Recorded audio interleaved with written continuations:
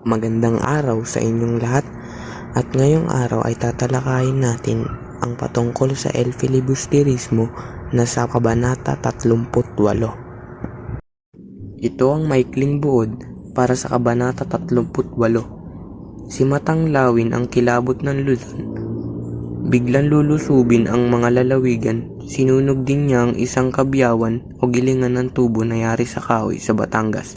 Nanira ng mga pananim, pinatay ang huwes sa Pasdetiani, nilooban ng bayan ng Cavite at ninakawan ng armas ang tribunal. Mula Tayabas hanggang Pangasinan, umabot sa dulong timog sa Albay hanggang sa Cagayan sa Hilaga. Umabot ang madayo niyang pangalan. Wala siyang sinasanto sa mga ayaw sumapi sa kanilang kilusan o ayaw magbigay ng kanilang pangangailangan.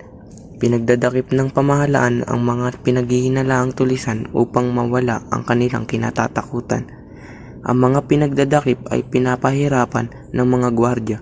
Isang tanghaling tapat, naglakbay ang isang hanay ng mga kaawa-awang pinaghihinalaan na 6 o 7 na nakagapos sa 100 bumabaybay sa bundok. Nagwika si Carolina sa isang Pilipinong gwardiya sibil na si Mautang na hayaan silang lumakad ng payapa at mga tao din ito kagaya nila. Ang isang bilanggo ay nagmakaawa dahil sa isang pangangailangan. Ngunit sinabi ng gwardiya na mapanganib ito at sumagatsit ng palo.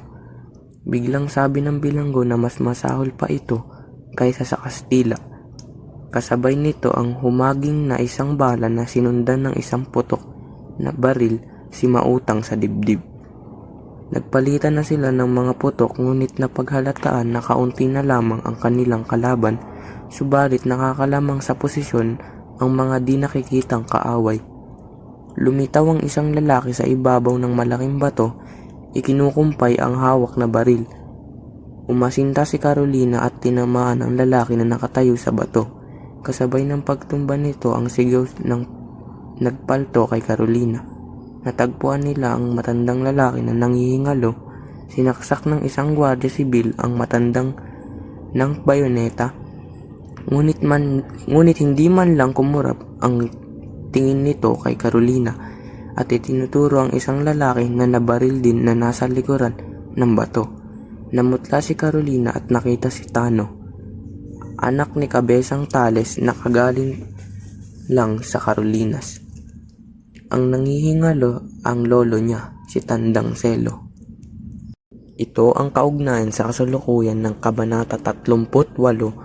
Masasalamin sa kabanata ito ay ang hindi magandang pagtrato ng mga pulis o gwardiya sibil sa mga Pilipino na hanggang sa kasalukuyan ay mayroon pa ring ganito.